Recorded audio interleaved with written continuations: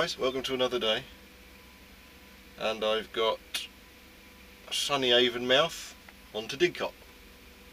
So not too bad, not too bad. I'm in a little 38 today, so all joy. And for anybody who's curious, a 38 is basically this unit can take up to 38 tons. Other units with a lift axle or tag axle, if it's over the rear behind the drive axle, can take 44. So this is a little 38. So I'm a four-wheeler today. Although that's not strictly true if you think I've got duals on the drive axle. I'm a six-wheeler. But anyway, I suppose I should do my paperwork and bugger off. So I shall see you a bit later on.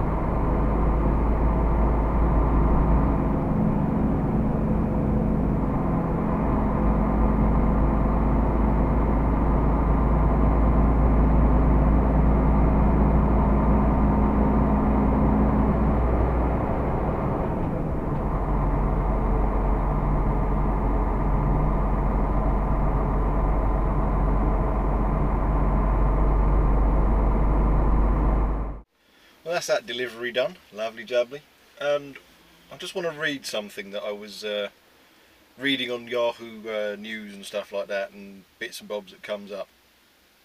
The pace of driverless advancements also seems to be accelerating faster than what's happening with battery chemistry, meaning that widespread electric mobility for the masses might not happen before cars can drive themselves.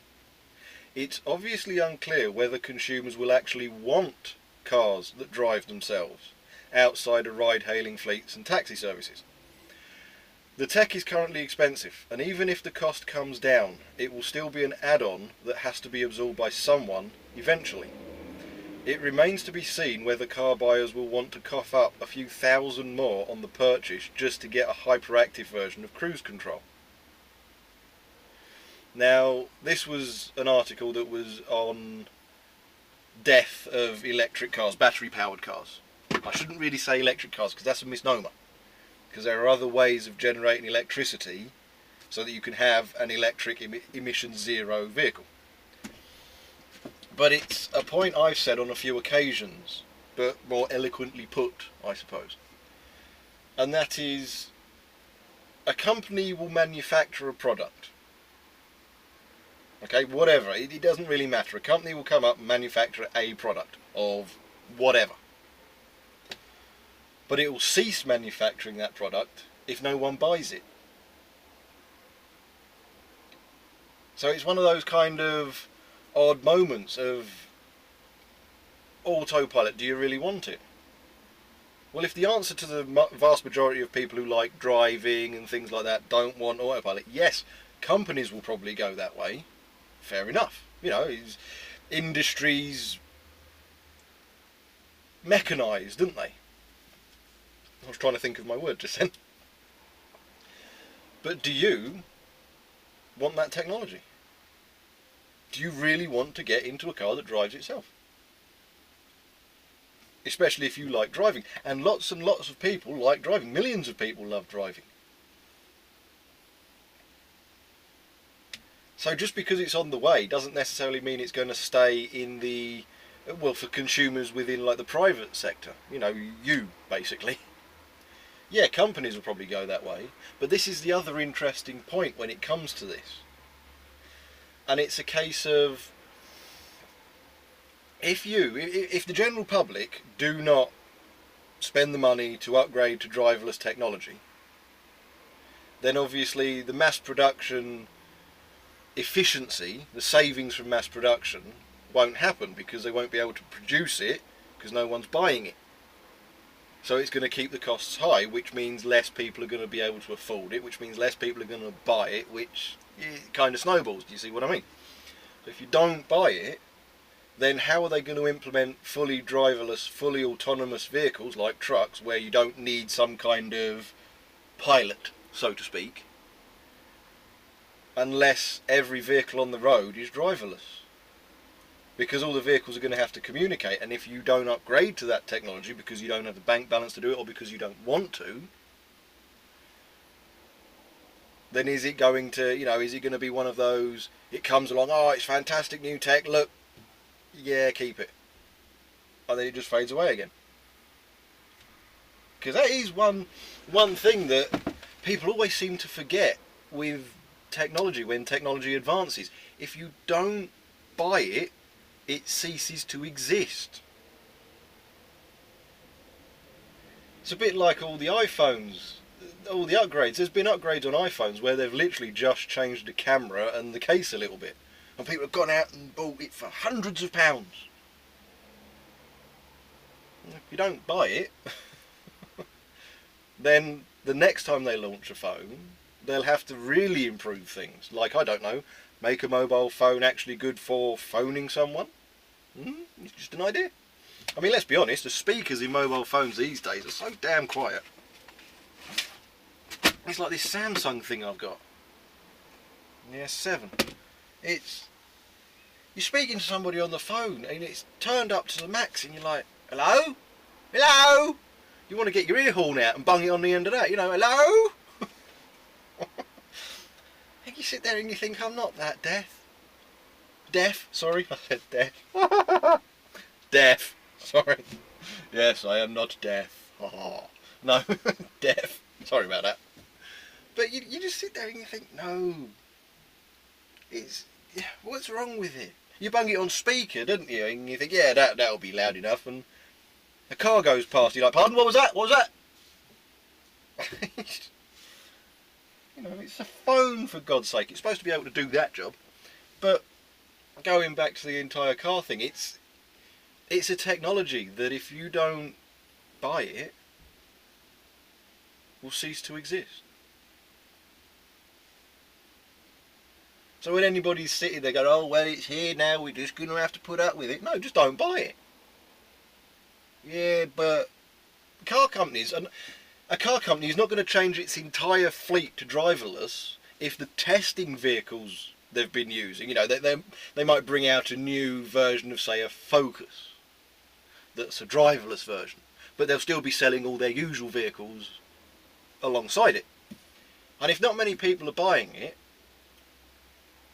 they're not going to change their entire fleet overnight. It's not going to happen. Because it would be the dumbest business move in history.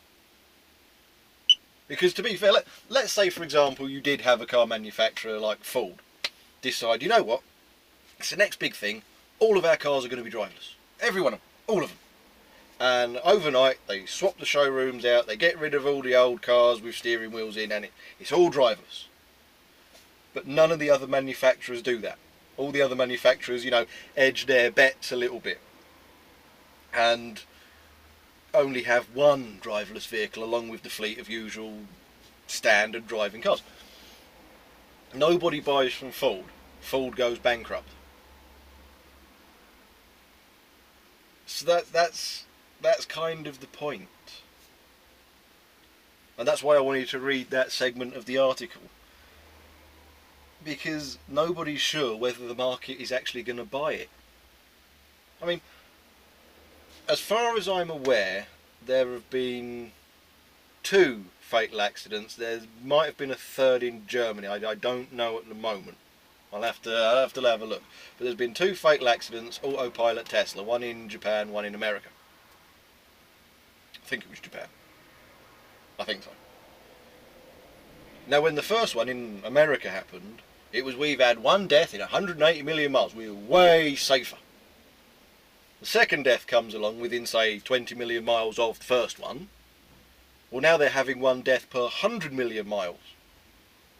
And if a third one has come along within a small time period, all of a sudden their death to miles travelled ratio is on par, if not slightly worse, than the human error death to, you know, miles ratio, isn't it?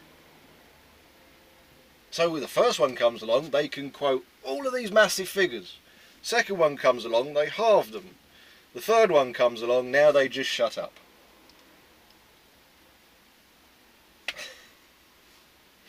And it's that kind of, oh well, you know, it's here, we're going to have to live with it. No, you don't. Because I don't think there is a single motorbiker who is going to happily say, yep, okay, let's do a full driverless. That's it. Everything's driverless. We're not allowed to drive on roads anymore. So bikes are gone. See you later. Cycles are going to have specialist cycle lanes if you want to keep fit. Cycle to work. People, classic cars are gone. Car clubs are gone. Everything just vanishes. How many people are realistically going to want to do that? However, driverless technology, when it comes to, like it said in the article, hailing cabs and things like that, for example, city centres, town centres, perfect. Absolutely spot on. Perfect. You know, have parking places where you drive to, you park, and you get into an autonomous pod and it whizzes you off around the city wherever you need to go. Brilliant idea. Brilliant idea. Because everybody, no matter how much you love driving, when it comes to going into a city centre, we all equally hate it. You know, so autonomous vehicles do have their place. But I doubt it's going to be widespread. It's going to be pods like in Milton Keynes. It's going to be pods in towns and cities and centres and things like that, where you park up like you do with the park and ride with a bus. You hop on one of these autonomous pods, whiz you off into the city. I think they're trialling it in Paris and some other locations in France as well.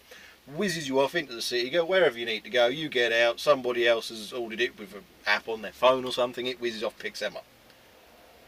Brilliant.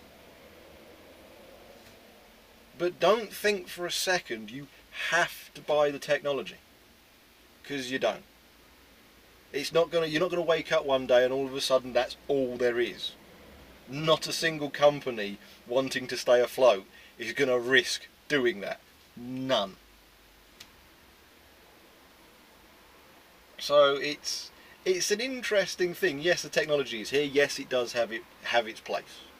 I mean, autonomous vehicles will significantly improve the living standards of elderly, infirm and or disabled people. It has its place, and I think everybody can agree with that. But on a whole scale, you know, everybody doing it, I really doubt it. I mean, even when you look at concept trucks and concept cars for the future and the way driving's going to happen and whoa, every one of them still has a steering wheel in it. Because even the manufacturers themselves acknowledge that, okay, even in our wildest fantasies of the future of trucking, there's still going to be the requirement for somebody to do some form of manoeuvring at some point. So I don't think it's going to be as big as a lot of people are making out. It is going to occur, it is going to happen. Not quite on the scale of everything changes. That's my personal thought. And when I read that article, I thought, well, he's quite eloquently put a paragraph in there, or I'm going to read it, so on and so forth. But it's a fun subject. Because the other thing when it comes to it is, everybody knows when you start getting autonomous vehicles, you're going to need some kind of pilot in it. Because it's not going to be able to do absolutely everything everywhere come launch. It's just not. So people like myself, even if the next fleet this company gets in has an autonomous capability, it's one of those kinds of, it's still going to have a steering wheel, pedals, because there's certain areas GPS is not going to be good enough for, its sensors aren't really going to pick up. You're going through a country lane, lots of hedgerows, it sees it, then all the hedgerows are cut, the field's the same level as the road, you go padoing, padoing, padoing, padoing, padoing. Do you see what I mean? So there's still going to be those kind of scenarios. And the thing that the company, this company for example, will take into account is that unit is going to cost me £20,000 more to either buy or rent than a standard unit. And the fuel saving isn't going to be that different. Because it's still going to need to build its air tanks up, it's still going to need somebody to manoeuvre it, which is when a lot of the revving and the leaving the engine running occurs. And I don't know how many other fleets are going to have it, so I don't know if there's actually going to be that much platooning going on. You know, we need 200 units at an extra 20 grand per unit. What's the company going to do? Especially at a time where basic minimum wages and stuff are always being increased and could be sodded about with, and then you've got Brexit and you've got everything else. So you're kind of looking at it like, is it going to be a failure to launch? Are we accelerating past with technology where we realistically are ready for? Have we? Has technology, the advancements in technology, overtaken what we're ready for? Because if it has, it's going to be a failure to launch. Because they're going to try it, and all the companies are going to go, well, that's going to cost me that over however many units they're buying. That's a huge amount of money. We're going to stick with that. So you got all of those things, and of course the larger companies might be able to do it, but then smaller companies won't. So then the platooning effects aren't going to be as beneficial, because I doubt Tesco is going to want to be the lead vehicle in a platoon that's, you know, breaking through the wind with Sainsbury's, Asda and Morrison's directly behind it, because Tesco's fuel bill goes up and all these competitors go down. So again, you've got all of those things, and it's a fascinating subject that you could go on all day about it, and I do tend to drag things out, I know, but it is quite an interesting topic to get into. But there we go. That's that sorted out. Okay, that's just something I wanted to chat about because I read that article and I've kind of done what I usually do and gone on the same subject. Oh, good news. Bert has been made manager today. Hey! She's still on her training rate because she's still technically training, but she has officially been made manager, been given the keys to her store, the works, because she is store manager.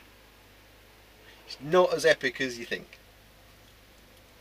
It's not a six-figure a year job like in a Tesco's, for example. It's a smaller company. But she has been given the keys to the store. She is in charge in that store. She's still training, but once all the training's done in about a month's time, I think it is, then that's it. She's on the salary, she's done. So that's a bonus. I have officially made all of my outgoings, my HMRC, VAT and accountancy costs. I've made that. By the end of this month it's done. I've got money left over. I'm safe. Officially now. Because before it was, yeah, I'm kind of there. I'm borderline. I'm gonna make it. But now it's official. It's definite. And the biggest one, Santander have finally closed the business account.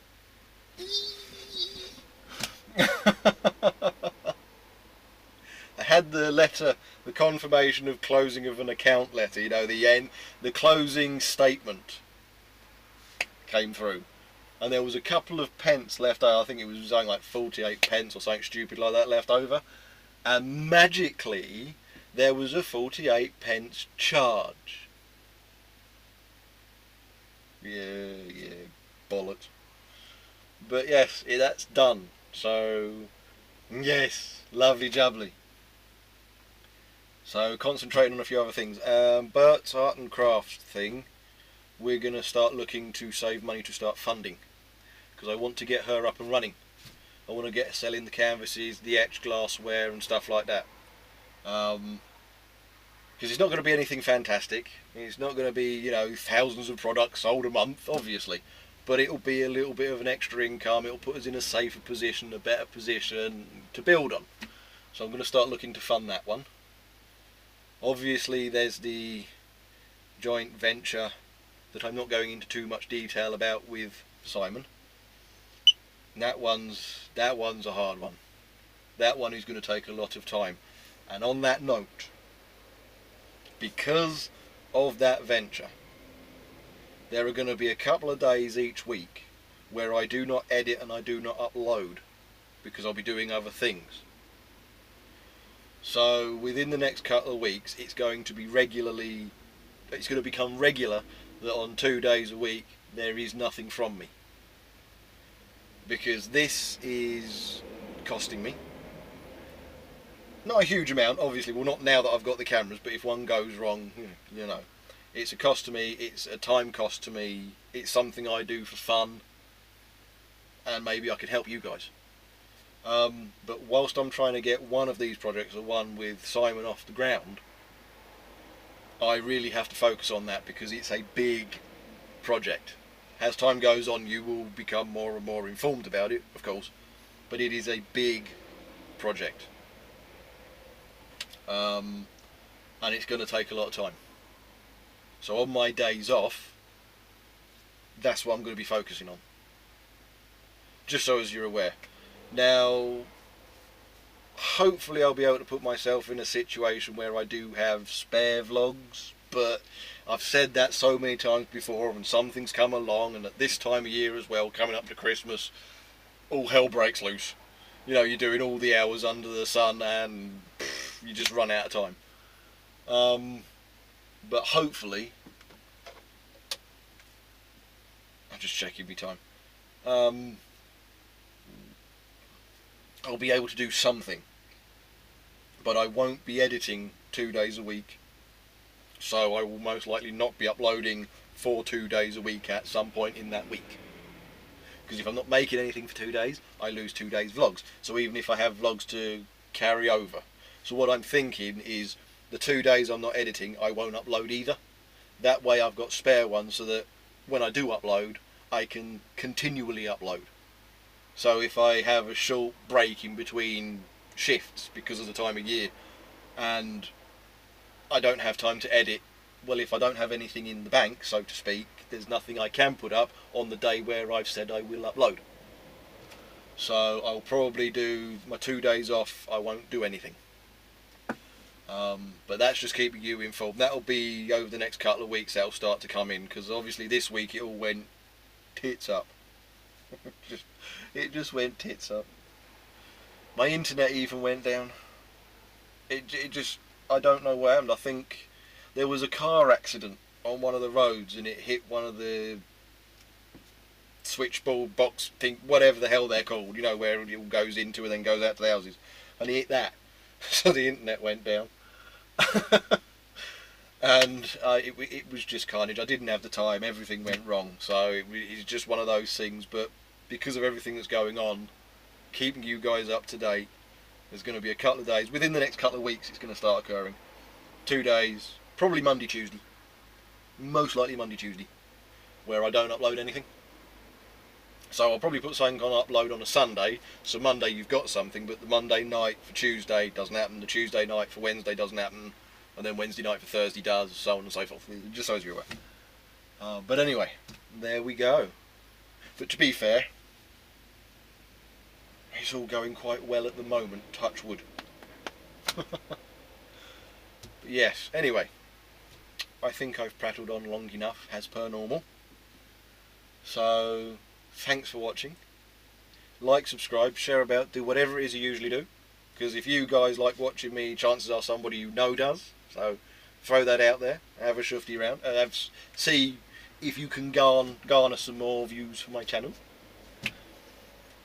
But anyway, like I said, thanks for watching. I shall see you in the next one, which is tomorrow, because I got a shift at 1300. I suppose I should finish my break off and then go down to Didcot. And then trundle back to the yard. And go home. See you later, guys.